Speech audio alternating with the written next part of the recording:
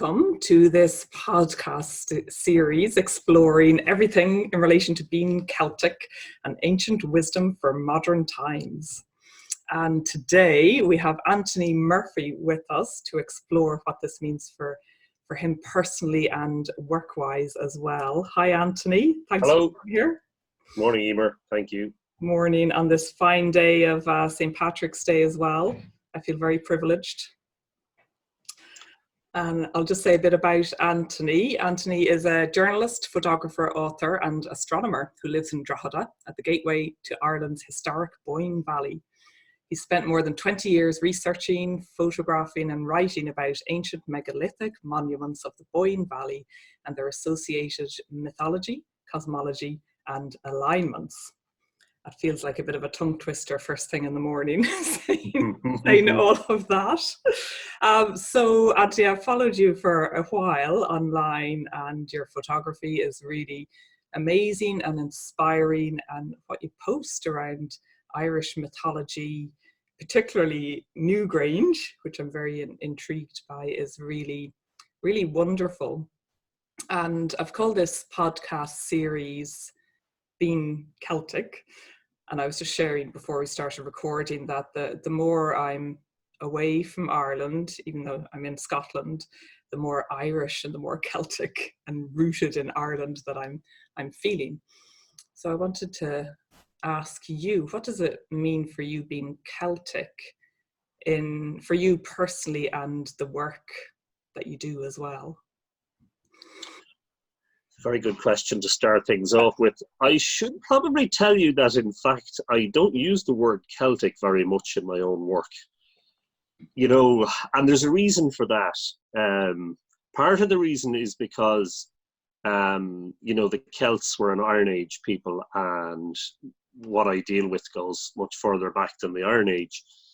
And the other part is that Celtic is this sort of banner term now that's used to describe anything that's, you know, pre-Christian, associated with the quote-unquote Celtic nations. Now, I'm not uncomfortable with it. It's just a term that I don't use very much in my own work. I mean, you cannot go back into prehistory and discuss monuments and mythology without accepting that, yes, indeed, there was a common thread running through similar monuments in, for instance, parts of England, Wales, Scotland, the islands, the Orkneys, coastal France, and that at some point in deep prehistory, there was at the very least, an extensive trading connection between these peoples. I actually think that the monuments are so similar in so many respects that, you know, they were closer, I think, than just trading partners. But anyway, that's, I suppose, the history and the archaeology of it. In terms of the spiritual content, the mystical content, I have found for years, and I of course this is a subjective statement, but I have found that there's something here on this island. There's a sense of ancientness, there's a sense of being on sacred land, there's a sense of being in a liminal space, a thin place, as it were, and there are so many of them here in Ireland, you know, and it gets so that you feel as if this sense of ancientness and almost oneness with ancestors is seeping out of the very ground, you know, that it emanates from the grass and the hills and the streams and rivers and the trees and the stones themselves, you know. It's indescribable, and it is one of the reasons why my work, my written work, which has two voices, and it's one of the reasons that the work has two voices. One voice is a scholarly, academic, straight up give you the facts and try to fascinate you with the facts voice. But the other voice is the voice of a druid and a spirit and a poet, you know, someone who is trying to express those things that the science has failed to express. And the very best example of that, and I know we're going to talk about it, is Newgrange, where in my work I've spoken about how archaeologists describe it, and many of my friends are archaeologists, so I'm not putting archaeologists down. They're the first to acknowledge that the terminology doesn't quite fit or isn't broad enough. You know, the archaeologists call Newgrange a passage tomb, almost implying that it's a dead thing. And the Old Irish word for these monuments is she, S-I-F-A-D-H-E, which in my mind is an untranslatable term because it's so expansive. And the very best translation of it you'll see is otherworld mounds. In other words, they open to other worlds. And that means that they are very much vibrantly alive, in my opinion. Yes. Yeah, and I love that you say that and how you describe that in the common thread and the sacredness, that liminalness, if that's a word, it is now.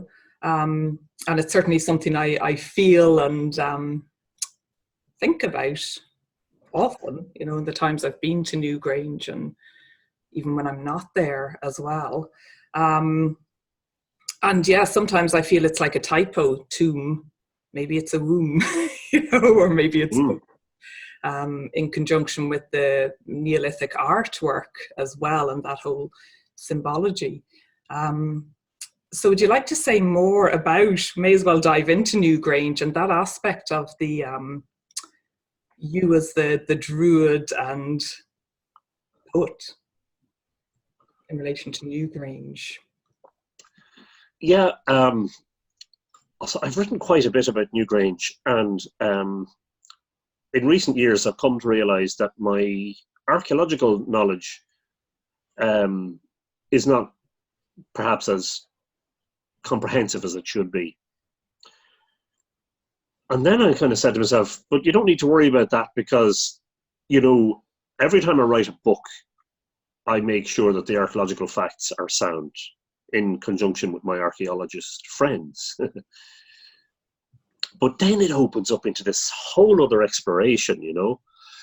And because I've noticed over the years that when you talk to people, especially at the solstice, people who are at Newgrange, either outside or inside, those lucky to get inside,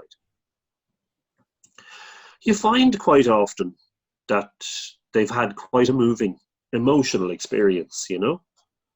For them, it's been much more than a light show. It's been much more than just watching a beam of sunlight, which in itself actually is or can be quite a cathartic thing. It can be quite a spiritual experience, you know. Oftentimes people come out of there transformed. Newgrange, especially those who've been in watching the solstice beam in the chamber, have described how they've had life-changing experiences there, you know. And so in my book in 2012, I published a book called Newgrange, Monument to Immortality. I wanted to explore the aspect of Newgrange that made it very much alive, that thing that makes it a she rather than a passage tomb, you know. And one of the things that I concluded was that, you know, in the minds of the builders, it was likely that the thing was seen, the thing, and you can't even describe it. I mean, it goes way beyond description, this vast monument. Yeah. In their mind, I think they saw it as a doorway, a portal, a liminal place opening to the possibility of other worlds. And I mean, even to discuss that, you need to kind of try to ascertain in some way what other worlds, what are these other worlds? Well, I mean, they may have been other realms of consciousness, you know. The practitioners, the druids, or would you call them the chief priests, or whatever you might call them, some of them may have gone in there in altered trance states or entered trance states in there in order to commune with ancestors and deities, and that's very much what the mythology is about.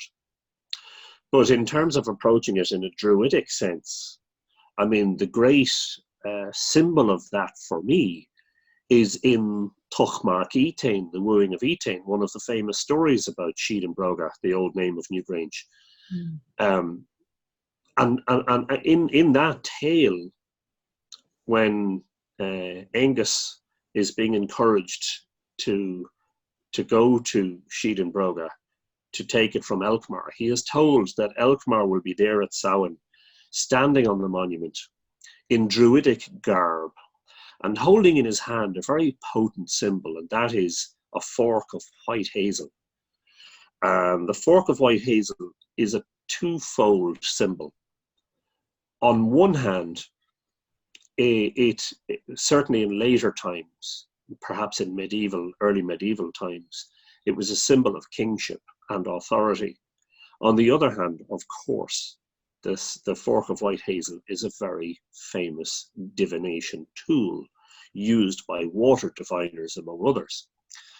And Newgrange, of course, was built on a natural spring. That spring was culverted during the excavation and restoration work in the 1960s.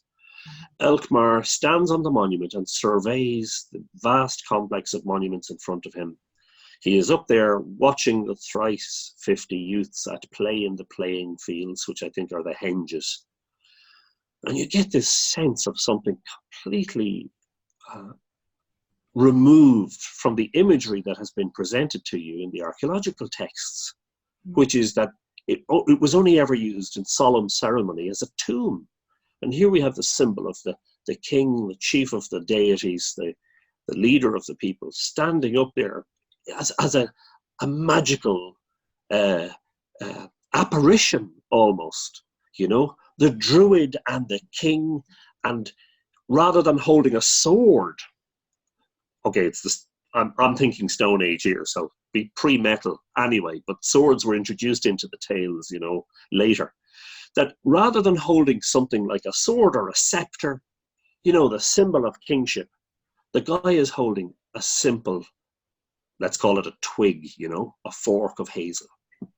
And in that way, he becomes far more powerful to us as an image than even a king holding a sword, And so that is, to me, central to my exploration of Newgrange. And just to put your viewers in the frame with regard to the differences and the distance between the academic archaeological texts about the place, which tend not to deal very much with its mythical and sacred aspects, and the mythology of the site, which offers an entire different insight. Yeah, and I really love, and it's even more than that, really welcome how you're viewing that and describing that and honouring the place as well. And I actually didn't know that it was built on a spring too. I didn't know that, which makes it even more incredible. The spring is located a short distance into the passageway, 4 or 5 orthostats. These are the standing stones that form the corridor. And there was a gap left between the orthostats, and previous to the excavations, it was noted that water was always trickling from that spring and running out down through the entrance.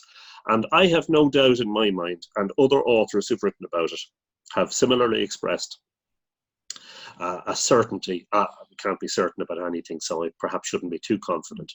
But it seems unlikely to me that wasn't incorporated into the structure as a sacred aspect of it, Okay. Yeah. So it was there anyway. Yes, but I believe that it's not just that it was there and lads, we better build around it. I think it was a case that it's there and it is essentially important that it be incorporated into the structure. Look, if you think about a cathedral, right, it's often been said that if you dig up the remains of a cathedral in 1,000 or 2,000 years' time, you will find under the floor burials. Does that then mean that you will label it a passage tomb, or a building tomb, whatever you want to call it? Do you primarily think of it as a tomb because there were burials under the floor? And of course, a great many things happen in cathedrals, a great many wonderful services of different natures. I mean, you've got in terms of the Catholic Church, in our great cathedrals, you have the Mass and the Eucharist, but you also have funerals, you have weddings, you have baptisms, you have all sorts of ceremonies taking place in there. And when you walk in the door, what is there? There's a holy water font. In my cathedral here in Drogheda, St. Peter's Parish Church, you walk in the door and there is a water font, which is at least, well, it's several hundred years old. It's an ancient water font. And the very first thing you do is you dip your fingers into the holy water and you bless yourself. Can we not, in our minds, for a moment, consider the possibility that the water in Newgrange was sacred to the ceremonies that took place in there? At least consider the possibility of it, because humans, we haven't changed much in 5,000 years. We've created more technology for ourselves to make our lives more convenient, well, allegedly more convenient. But we haven't changed all that much in our basic needs in life, I think. And our spiritual needs haven't changed much in 5,000 years. Yeah. And water certainly would be quite a feminine symbol as well. And there's also the river Boyne too. Well, the Boyne, of course, is named after Boyne, who is the supreme female deity of the whole complex. And I think that's something that's missed out in any discussion of the mythological import of the site in terms of the archaeologists, because they always call it Brúna Bóinne, the Palace of the Boyne, missing the point that in fact it is the Palace of Boyne. And it's more than the Palace of Boyne because it is a very organic structure. I wouldn't be the first author, and I won't be the last one, to point out that it looks like a swollen belly, and it is uterine in its design. And as you pointed out very early in the interview, we could easily call these things passage wombs rather than passage tombs, a phrase that I believe was coined a number of decades ago by the archaeologist, can't believe her name escapes me now. It'll come back to me in a moment. That the belief that you, in the minds of the people who built Newgrange, you weren't going there to die. This wasn't an utter end. This was part of a cycle. And I think there was a rebirth occurring. And that is implicit in the mythology of the place, where the old sun dies and the new sun is born to new life. And there's a constantly renewing and regenerating thing happening in there.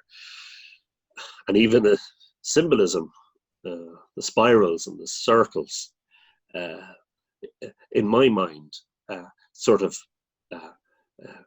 brings to mind the idea of regeneration and cycles. Nothing ends utterly.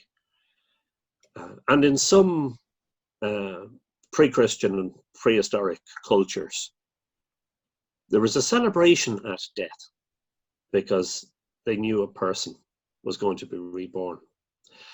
And there was a crying at birth, a weeping, a solemn realization that on the birth of a new baby, somebody somewhere else had died, you know? And I just think that's most extraordinary. And I mean, when you've come from a Christian background, as I have, and I was raised as a Catholic, you really have to it takes a long time to extricate yourself from that mindset that says, when you die, you have two choices. You're either going to this fiery hell, or you're going upstairs to this bright room in the clouds with the white man in a beard on a throne, you know. And in order to do that, you have to, A, believe in Jesus Christ, B, obey the commandments, and C, an addition by the Catholic Church is, to come to Mass as often as you possibly can, and don't forget to put money in the plate. I don't mean to denigrate the church either, because I think that the church actually served me well in many respects. But when you've been brought up in that mindset, it can be difficult to consider alternatives that are quite radical. Alternatives that propose that, in fact, we live many life cycles, that when we die, it is just this iteration, that essentially there's something of us that survives. Modern scientists are exploring constantly the idea that consciousness survives physical death, and that we go on then. Perhaps we float around as consciousness for a while before we enter another body and start again. I mean, who knows? One of my children, when he was young, when he was very young, when he started to be able to speak, told us that he remembers the night that he came down from heaven and entered into Mammy's belly. Wow. And this is something he told us about several times, up until he was about 4 or 5, and then just sort of gradually seemed to forget and stop talking about it. And we remember it very vividly, and of course we wrote it down and discussed it. And I mean, I don't know where that comes from, and perhaps he just had a dream when he was a young baby that influenced him. But certainly I never shut out possibility, and I don't throw myself at doctrine anymore, and with regards to the spirituality of the monuments, it seems clear to me one thing, that they certainly were not places that marked an end as such. So the word tomb does not fit comfortably with what you find there. Certainly bones of the dead were placed there, but what does that mean?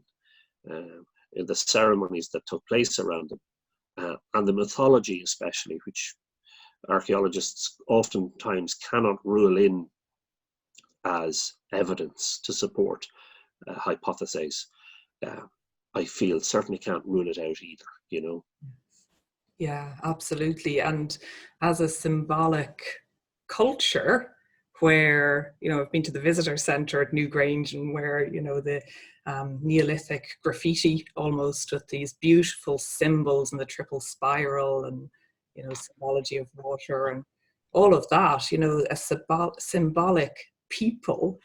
And therefore, when I look at Newgrange, or I'm in Newgrange, it feels to me that it is the uttermost celebration of life and death, like you talk about, and also the mother, like Mother Earth, And I was going to ask you about that I've been watching your Facebook Lives, your storytelling during this pandemic that we're going through.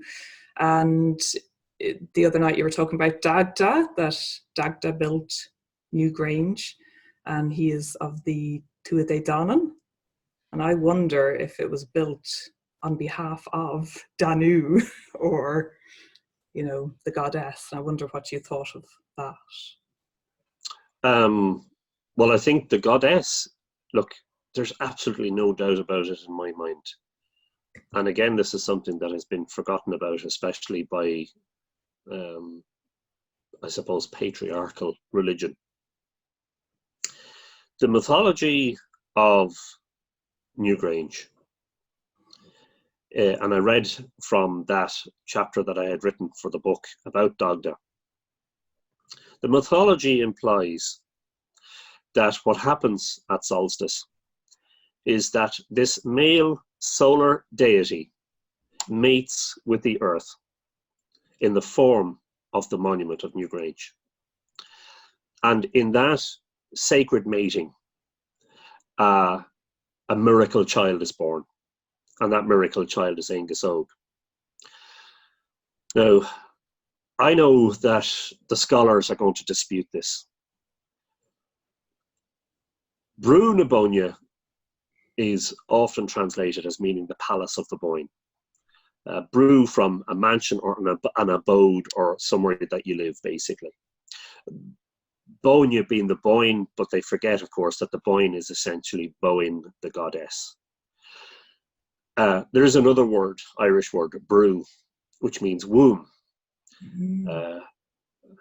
Agus Baniha Tora Dovrina Isa. Dovrina, okay? So if you wanted to refer to someone's womb, you would say Dovrina. Yeah. So Vrina Boyne, Bruna Boyne. Now I know they're from different root words. Brug is from Bruig, B-R-U-I-G, and brew is a different word. I know that. But I can't help thinking that in the minds of the builders and in the minds of the prehistoric people, that that was very much in their process of their thought when they were building it, that it was a womb as much as it was a tomb, you know.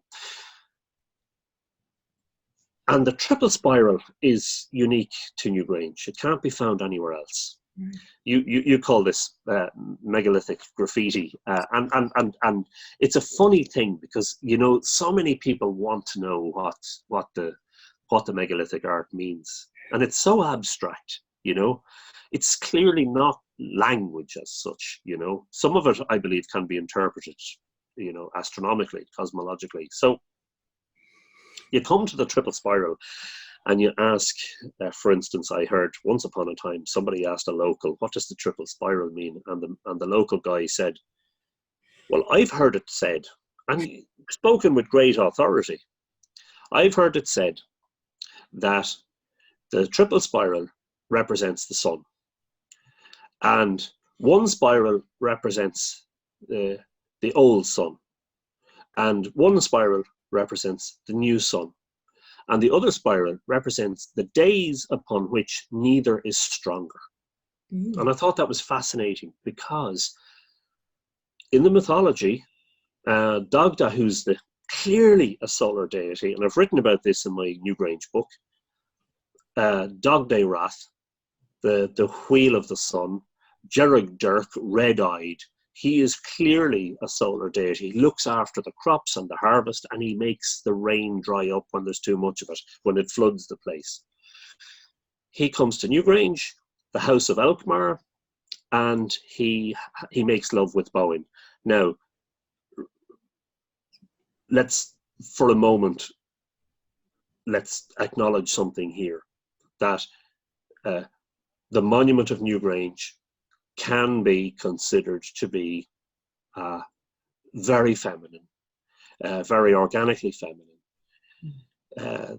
You know, you can almost think about the sacred, you know, the sacred union that's taking place in that mythological moment. But then what happens? What's being born exactly? Well, what happens in the mythology is that Angus is born through miracle, because what happens is Dagda and Boyne make the sun stand still in the sky. Now that is a description of solstice, because at solstice the sun's rising position, which is changing all the time, stops for a number of days when the sun is shining into Newgrange. So they've made the sun stand still for a period of 9 months, and because Boyne's already married, she's married to Eimear. Eimear has been sent away by the Dagda on an errand. Eimear thinks he's only going away for a day, but because of the dilation of time caused by Dagda, he's actually away for 9 months. When he returns, they secret the child away to be fostered at Brilay in the Midlands with Midger. But when Angus comes back, he comes back in Dagawal in Shida, the distribution of the mounds, because the Dagda has been busy building all these monuments at Brunabonia, and he's distributing them to the various deities. But he has omitted his son. And Angus comes back and reminds him of this fact and says, "Dad, you haven't built me a monument." And so he asks him, yeah, I know. He asks him, can I borrow Sheed and Broga for a night and a day? Of course, the Dagda agrees to this request. But the next day, when he comes back to reclaim Sheed and Broga, Angus uses this rhetoric device, this cunning plan, to quote Baldric. And he tells his father that all of time is composed of nights and days, and therefore you have granted me Sheed and Broga for eternity. Now, instead of telling him to get the hell out, the dog acquiesces to this trickery and yields the brew to him. But what is happening? What is happening in that moment? What is happening is the old sun of the old year, which is seen to be dying and losing its strength, yields to the vibrant new sun that brings so much promise for the coming year and the coming harvest. And of course, if you're an agrarian society practicing agriculture, as we are told the people of the Neolithic were, they were the ones who brought cattle and the growing of crops to Ireland, then of course it makes sense that you would want the sun to bring as much promise as possible. And returning to the tri-spiral and this interpretation of it, it suddenly becomes very apt that one sun represents the old year, one sun represents the new sun of the new year, and the third represents those days upon which neither is stronger. And all of this happens in this sacred womb space, you know. And yes, absolutely. I don't disagree wholeheartedly with the use of the terminology passage tomb, but I've tried to steer away from it a little bit in my own work, you know. I've even another term for passage tomb is chambered cairn, which I've tried to use, passage mound, you know, but that word she, that magical, untranslatable word seems far more apt to me, you know. Yeah. Yes, and thank you for that. Sorry, I know I'm rambling. You got me, you know, it's very difficult to talk about these things without getting excited, you know. Absolutely. And hence why at the start when you talked about when people go in on the tour into the chamber, many are forever changed. And I've certainly experienced that. It's like it's under my skin now, you know. I've got to learn more and find out more, and being open to the possibilities of these stories and what could possibly have been going on there. I think it's really, really wonderful. And you also mentioned astronomy, and I know I in following your photography, it's kind of all times a day that you seem to be taking photos, which is really, really lovely. Yeah. What about the astronomy of these, you know, very intelligent people of those times to build it in this way for the winter solstice? Well, what I should say about that is, I know we're fascinated by that, and I know it is an intriguing aspect of Newgrange, of course, and it's beautifully constructed. Beautifully constructed. It's in darkness for about 350 days of the year, and then magically on the shortest days in the morning time, this thin sliver of light, this golden beam of sunlight enters into the chamber. And it's such an incredible thing. It's beautifully constructed. What I wanted to say about the astronomy was that we're fascinated by this, and we're fascinated by their ability to do this. You know, some people think it's an extraordinary feat. It's not that extraordinary, you know, because these are people who are profoundly interested in the movements of the sun, the moon, and the stars and the planets. Why? Because they could regulate their lives and their agrarian lives around it. It wasn't just a matter of recording time, it was a matter of being able to predict things into the future. So, for instance, if you wanted to bring people to Newgrange, what would you tell them? You know, if people were traveling from distance, and I believe that people traveled from long distances to come to Newgrange and Brunabonia in the Neolithic, what would you tell them? Where would you tell them to start? You know, like if your journey was going to take you a week, what do you tell them? Well, start when you start to notice the sun slowing down. It's not good. It's not good enough. Yeah, it's not specific enough. You know, you need to be able to factor the moon into your predictions. So you need to be able to say, you know, I mean, maybe you count full moons after the summer solstice, after the last time the sun has sort of stopped, because these are two very visual events. although tying down the specific day of solstice can be a challenge, especially with the weather being that it is. If you're not able to make observations of the sun every day at the time of the solstice, you might not actually be able to pinpoint the exact day of solstice, because the sun doesn't actually move. The standing still lasts at least 3 days, that we cannot see any movement. But I think it's more like 5 or 6 days where there is literally no movement of the sun that the human eye can detect. You would factor in the moon. Now, this is an area that is controversial from the point of view that a lot of modern scholars consider the moon's movements to be complex. And perhaps too complex for the ancient mind. The difficulty with that hypothesis is that the people who built these monuments were very attuned to the movements of the sky because, first of all, they didn't have light pollution and atmospheric pollution. And second of all, they didn't build these permanent structures, these permanent roofs over their heads like we do. We have completely blotted out the night sky. We've distanced ourselves from the stars. We've divorced ourselves from the cosmos. These were a people for whom astronomy was an innate thing. It was part of their human experience. They didn't probably have a particular label for it, you know. The knowledge, I believe, was transmitted from generation to generation almost automatically as part of, you know, the everyday learning of children.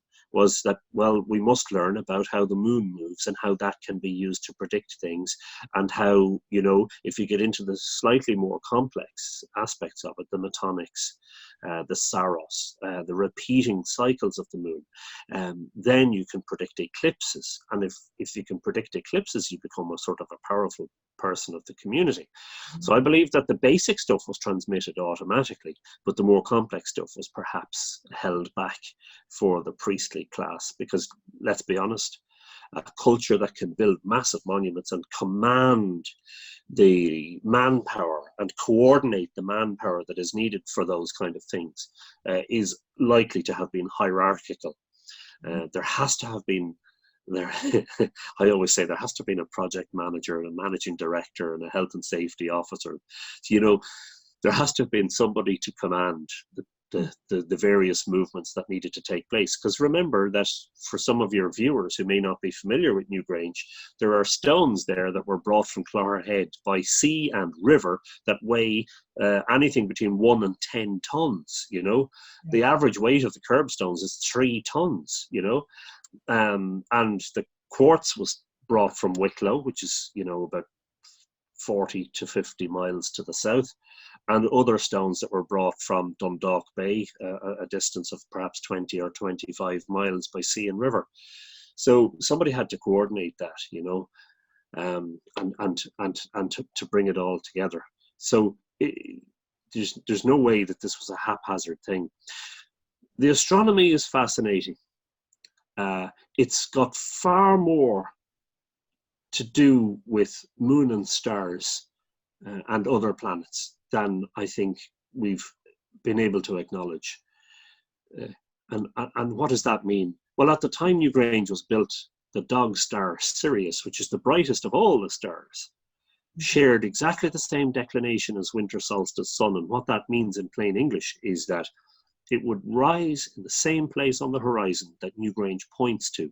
Therefore, an observer, prostrate, lying down on the floor of the chamber in Newgrange, would see nightly the bright dog star transiting the roof box. Wow. Venus, the morning star in its morning apparition, is another object that semi-regularly shines into Newgrange, and it has an 8-year cycle during which it passes through 5 synodic periods. And that pattern repeats itself over and over again. And of course, because it's a morning star, at winter time, it sometimes will shine in through the roof box early in the morning when it's still dark before the sun rises. That much is recorded in folklore by Joseph Campbell in the 1950s in his book, The Masks of God, Primitive Mythology. And nobody actually knows the source of that, who he spoke to. He must have spoken to someone here who knew that said that once every 8 years, the morning star shines into Newgrange at dawn and casts a beam onto a stone there between two worn sockets. Now that stone is one of the basin stones, which at that time was located in the chamber, but was later moved into one of the side recesses. And then the moon itself. What would the rising full moon shining its light into Newgrange tell us? Well, I'll tell you what it would tell us. It would tell us that the moon is actually in danger of being eclipsed, because Newgrange is quite precise. And therefore, if we're seeing a full moon, which is opposite the sun, we're watching the full moon in summertime, when the sun is setting in the northwest and the moon is rising in the southeast, where the sun would rise at winter solstice. What does that tell us? It tells us that the moon is full and it is close to the node, that point where the moon's path and the sun's path cross, and therefore is in danger of being eclipsed. A full moon shining into Cairn T at Lough Crew at the equinox, shining its light onto the backstone in the same way as the sun does at the equinox, tells us that the moon's node is at the equinox points, and that therefore we're likely to see the standstills, the maximum separation of the moon from the sun's path at that time. Now, I know that's complex, and I don't wish to delve any further into it because some of your viewers may not have the knowledge. And of course, we've lost a lot of that knowledge. It's not that we've lost it, but we don't consider it important these days, because we have people out there who look at the moon and who make all the measurements and who release to the media predictions of eclipses. And so we read in the newspapers and online, we read about when there's going to be an eclipse. So we don't need to know this stuff anymore. So we don't actually know about the wanderings of the moon and how it wanders from the sun's path and the apparently complex machinations of its movements.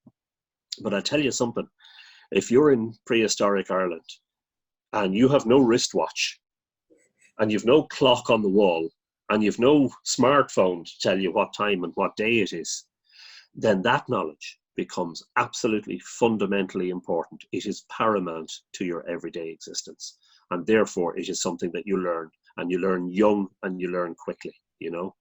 Yeah, absolutely. And certainly where Newgrange or Newbrona or Sheep Newbrona is also feminine, or the womb as well as the tomb or the cairn, then the moon would be very, it rhymes with it, but of course it would be very important aspect of Newgrange and of these monuments as well.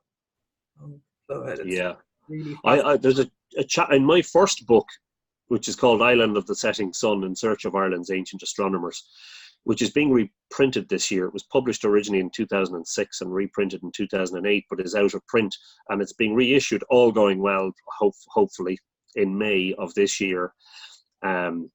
I have a chapter in that book called Newgrange, Womb of the Moon. Because, Brú na Boine, and while Boyne has riverine aspects and earth mother aspects, she also has moon aspects and cattle aspects. Boyne means bright cow, that's what it means. Bow fin, the bright cow, or the white cow, or even the illuminated cow. Why would there be lunar and riverine aspects to her? Well, I'll tell you, I think I know why. Because at that time, when the monuments were built, the Boyne River was tidal all the way round the bend of the Boyne as far as Knowth.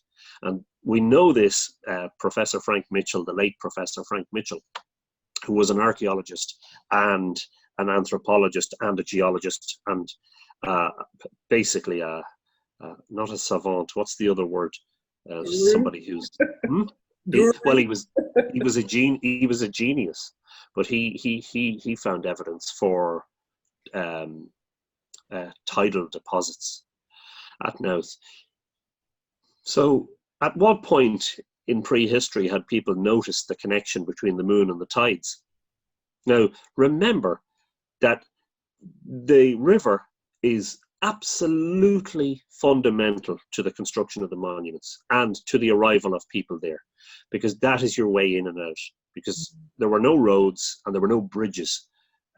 by far the easiest way to travel in and out of Brunabonia in prehistory was up and down the Boyne River.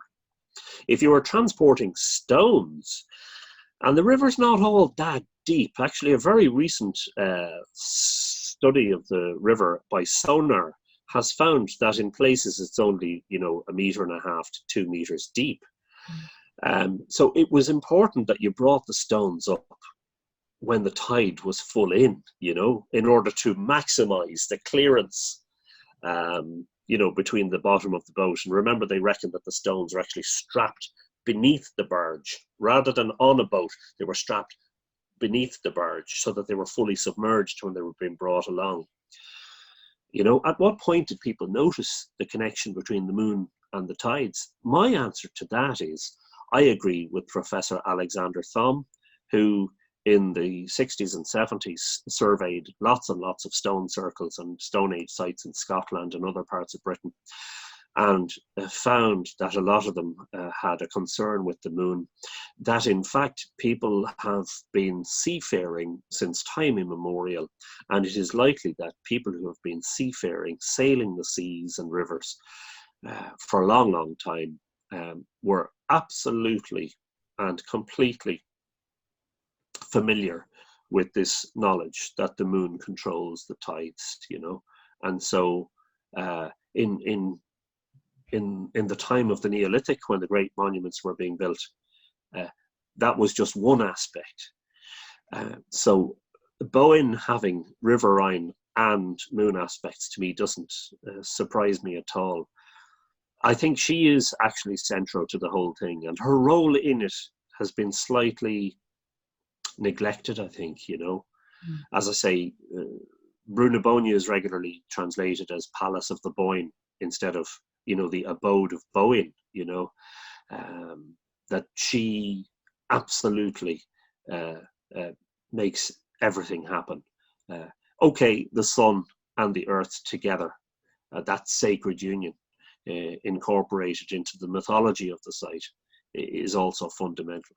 But I think we too easily forget the connection with the goddess, the connection that's there. At Knowth, for instance, the two stories that we have about Knowth both concern female deities. One is Englec, the daughter of Elkmar, and the other is Bui, who is just another version of the Cailleach, and in my mind, probably another version of Boyne, and that it was built for her, and over her body it was built, and it was a giant mound to commemorate her. So you can't go too far into the stories without realizing that the vital role of the feminine. Yeah. And I do wonder, for the day that's in it, St. Patrick, what he had to do with it in getting rid of the snakes from Ireland. Is he? What a question. Yeah, it's often been said, what do the snakes symbolize? Because there were no snakes in Ireland. There never were snakes in Ireland. We were cut off from the mainland at some very distant epoch in the past. And in fact, there's a lot of dispute around whether there were land bridges between Britain and Ireland at the end of the Ice Age. It's now being suggested that there more than likely weren't. So we were cut off a long time ago, and we never had any snakes. I don't really have an answer to that, but I can tell you one thing, that in terms of the Boyne, there's a story that's very interesting, and it's sort of, I've been trying to bring it back to the forefront again, and that's the story of the Mata, which is a great monster, is not a very good description. The Mata was a giant creature that licked up the River Boyne until it became a dry river valley. This was obviously something that would have caused havoc. And it was killed at Newgrange at a sacred stone called the Lech Ben, and dismembered, chopped up into pieces, and its pieces thrown into the River Boyne, which presumably was flowing again. And some of those pieces went off to form landscape features. Now, it is basically, at its core, a very ancient creation myth. And has echoes around the world in other stories of dragons and monsters and gods and giants being dismembered and chopped up, and their bits forming new landscape features. But I can't help thinking about a similar creature in Irish folklore and mythology, the Ulfecht, which is basically a giant snake. The snake in this case is so huge that it sort of sluggishly makes its way down through the Boyne Valley, but it is drinking all the water and drying up the valley as it goes along.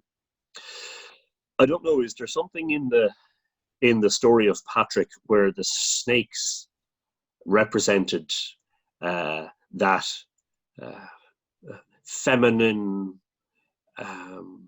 sacred aspect of the mythology and of the sites that was so fundamental, and that gave them their strength and their power, that in removing the snakes, that one was dispossessing the place of its innate feminine power? I'm not sure. I'm just throwing it out there as an idea. Because to me, the story of Boyne and how the Boyne formed is very similar to the story of Mata. Don't forget that it's been suggested that Mata is a root word for mother, water, you know. If you put the Lenitian in there, if you take out the Lenitian in water, you have Moher, M-A for the T-H-A-R. If you take out all the H's, you have basically Mata with I-or at the end of it, Martyr, you know. So Boyne approached the well of Nectin, who was her husband, or Elkmar if you prefer, but in the Dinshanicus it's specifically given as Nectin. This is a male-only domain.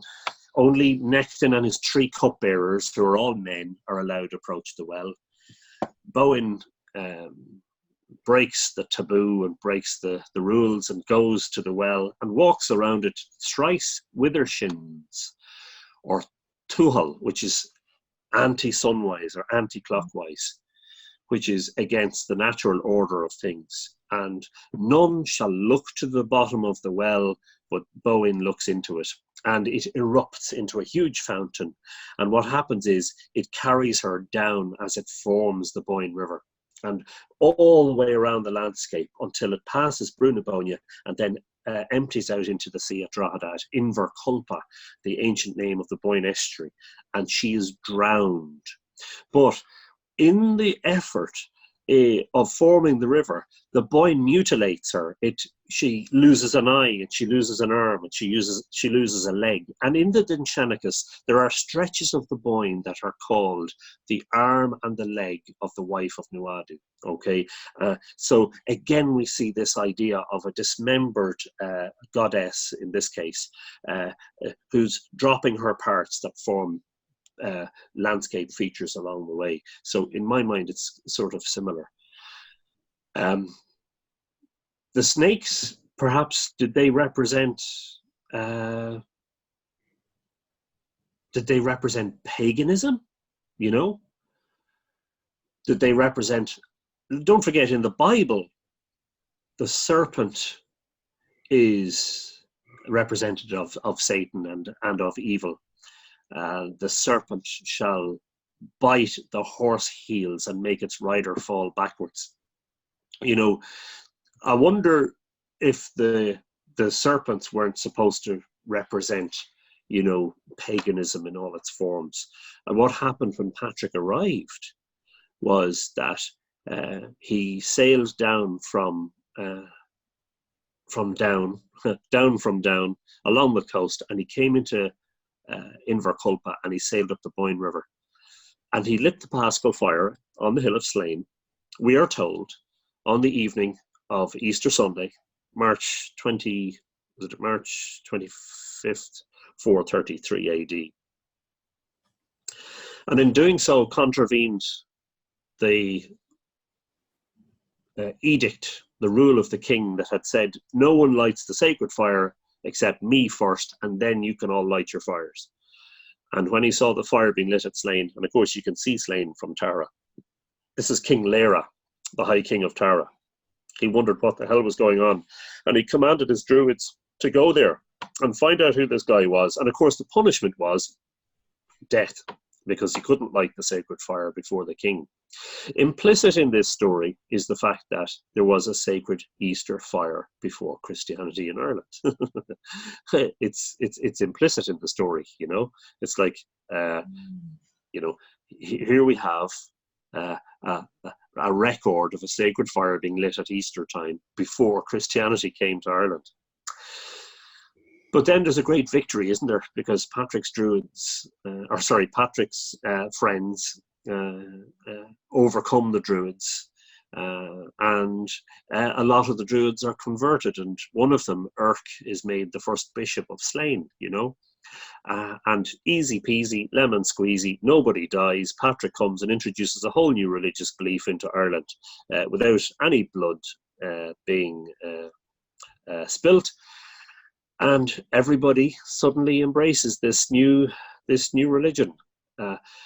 One of the difficulties, though, is that that's not what happened, because we know that there was a synthesis. We know that there was a coming together of old beliefs and new beliefs, and that's why there was no blood spilt. Because in fact, what developed in the early centuries after St. Patrick's arrival was the development of what we call Celtic or Irish Christianity. In its own mould.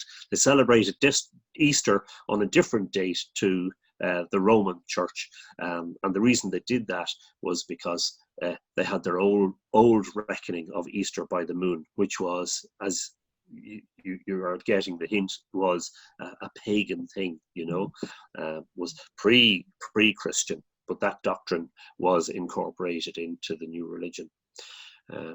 I don't really know what the snakes represent. I actually really don't know. In the story about St. Patrick going to Croagh Patrick, where he fasted, he was attacked. In some stories, he was attacked by demon birds, but a great serpent called Corra attacked him there, and he defeated the serpent and threw it away, and it landed in a lake, which has since been called Loch Corra after that monster.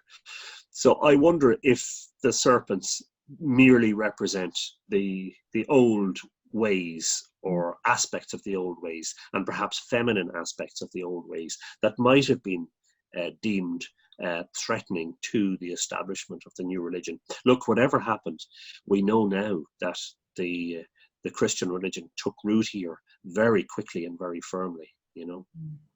Yeah.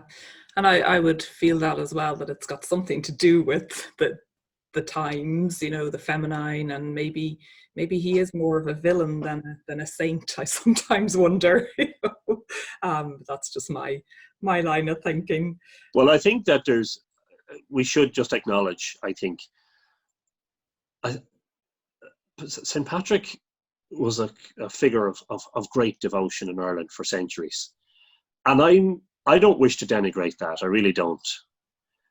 I think we should separate that aspect of patriarchal religion from the modern problems with the church. And a lot of those stem from the patriarchy and its refusal, you know, to incorporate the feminine aspect. Remember that we also had St. Bridget, yes, who was a contemporary of St. Patrick, and around whom also a spectacular devotion grew up in Ireland. And I know that there's a modern movement to have a national celebration and a national holiday on St. Bridget's Day. The reason I haven't wholeheartedly welcomed that is I think that there's a difficulty around incorporating Christian feast days into our modern calendar, because Irish people seem to have moved beyond, you know, whereas a generation ago we were firmly a Catholic nation. Now, to be honest, a lot of people don't know what they are, mainly because of the scandals in the church, by the way. If we were going to incorporate Bridget into our national calendar, it would have to be in all her forms. And Bridget was a daughter of Dagda, and she was a pre-Christian feminine deity. before she was ever a Christian saint.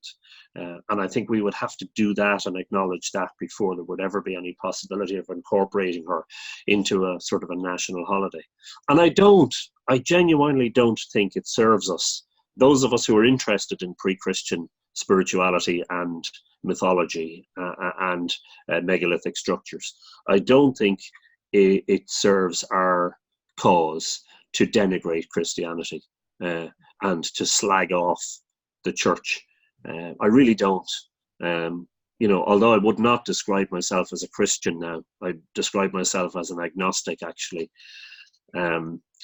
Whether we like it or not, that is an integral part of our story, of our history, our culture, and our people, that for 16 centuries, or the best part thereof, we professed to be Christians.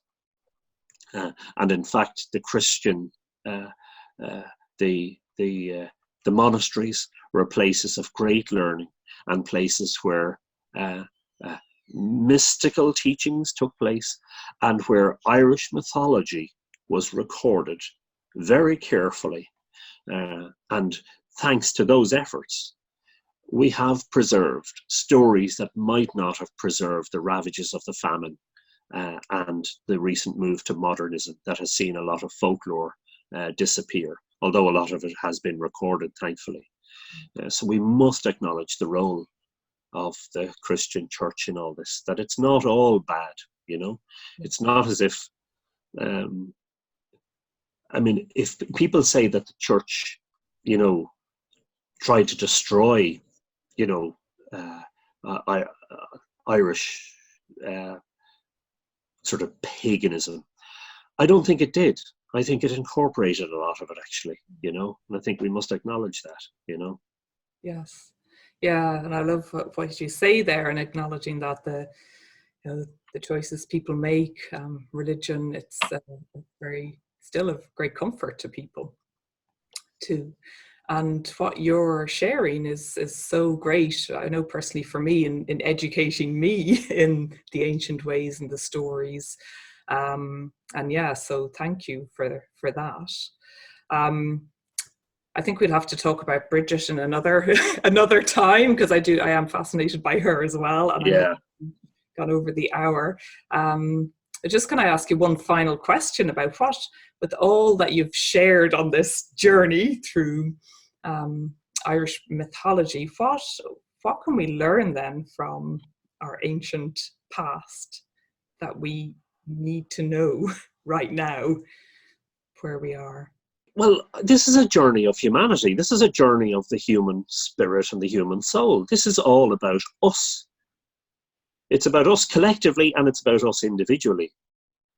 What we can learn is that we're learning about our own spiritual depth, our own eternal nature, I believe, our own yearning for answers to the big questions. And that's what those monuments, those great monuments, those fabulous edifices of Brunabonia are all about.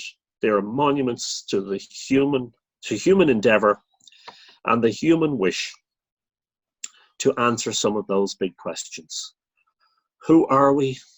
What are we? Why are we here? What is here? What is out there in the sky, in the great beyond? And of course, the biggest of all the questions, what happens to us when we die?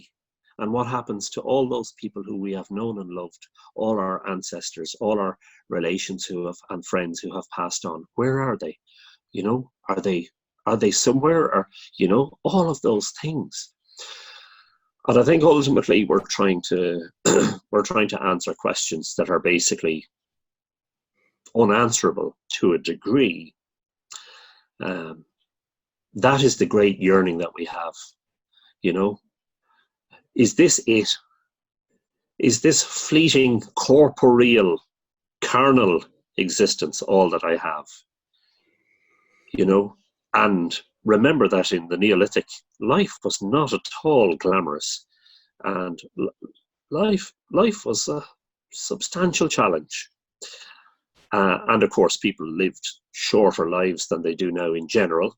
although I don't doubt that people lived into their 70s and 80s, but they were very rare. Most people lived until they were 40, and you were lucky to get to even to the age of 30, apparently, you know. And in those fleeting lives and in those difficult lifespans, you know, you were yearning for something greater than your own mortal existence. And that's what we still do to these days, despite our apparent move beyond mysticism and beyond religion, beyond spirituality, you know, to this great rational sphere that we've entered. We cannot deny that at our basic fundamental level, human beings require mystical, transcendent, spiritual experience. That may not require you to be part of a doctrinal organization that preaches certain religious rituals and rites and practices that you must adhere to. It may come in the simplest form, as it does for me, in standing at some ancient place in the evening and watching the sun go down and waiting for the twilight to come on and listen to the last chirpy and enthusiastic bird song of the evening, as if the birds were welcoming the coming of night when they have to go to sleep, and watching the first stars emerge from the twilight and listen to the landscape settle down into its slumber for the night. And I have found those to be the most extraordinary spiritual experiences, far more than I ever did when I was sitting on a hard wooden bench in a cold stone church, listening to a man rambling in some cases, repeating prayers and listening to the congregation mumbling prayers, because a lot of Irish people in mass mumble. They don't wholeheartedly, sing out their words. And I have found that my most profound experiences have been those out in nature, the call of a bird, the rising of the full moon, the appearance of a mist, the descent of a mist into a valley. Those sort of things are far more powerful, transcendent experiences for me. And there are moments when I contemplate my own pathetic, insubstantial, insignificant, carnal, corporeal existence. And I contemplate the idea that I am at a liminal, thin place, a she, and I contemplate the possibility that that opens up into eternity in a moment, and that in a moment I am transformed from ordinary, meager, mortal human into something eternal, into something spiritual, into something everlasting, something that, will survive beyond my own corporeal death, in some sort of great cosmic awareness, consciousness, and that my spirit, my soul, and my essence will survive and last on. Possibly. These are just the things that we are led to contemplate in the presence of these great monuments and in the presence of that wonderful landscape. Yes. Thank you so much for your poetic words and the legacy that you're leaving for all of us here as well, and that we return to nature, and with that our innate inner nature as well. Yeah, because we're called to do that now. We are so isolated and so divorced from it that we desperately need some kind of a return to that. The simple act of being in nature. Yes. We're destroying nature while living in artificially lit and roofed buildings where we are divorced from it.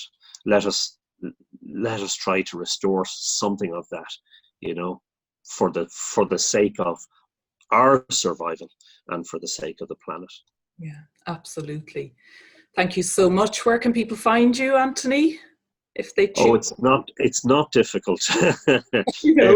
Well, Mythical Ireland, I set up as a website in March of the year 2000, so it's 20 years old this month. At mythicalireland.com. I'm on Facebook as Mythical Ireland.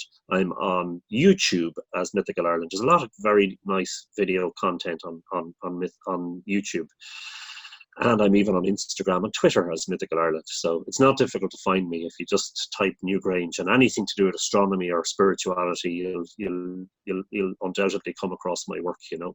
Yeah, absolutely. And you're doing your live recordings. Are you doing that again tonight of story? Yes, I'm doing St. Patrick today, and I've just realised that I'm not entirely sure.